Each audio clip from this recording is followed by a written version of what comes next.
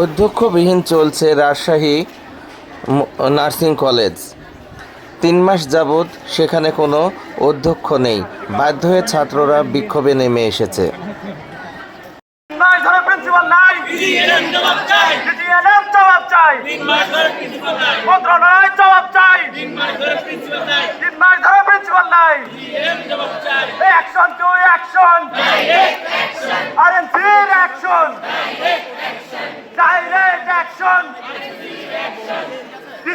জবাব চাই। 3 মাস ধরে প্রিন্সিপাল নাই।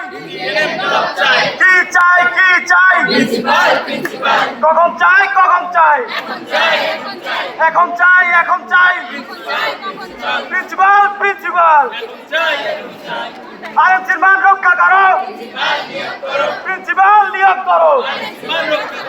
ডিজিএনএম না circus circus circus. Action to action. আজ 3 দিন বিক্ষোভের পরে রাজশাহী নার্সিং কলেজে আপনারা দেখতে পাচ্ছেন যে তারা কমপ্লিট শাটডাউন কর্মসূচি পালন করছে এবং সকাল 11টার পরে সকল ভবনে তারা তালা লাগিয়ে দিয়েছে।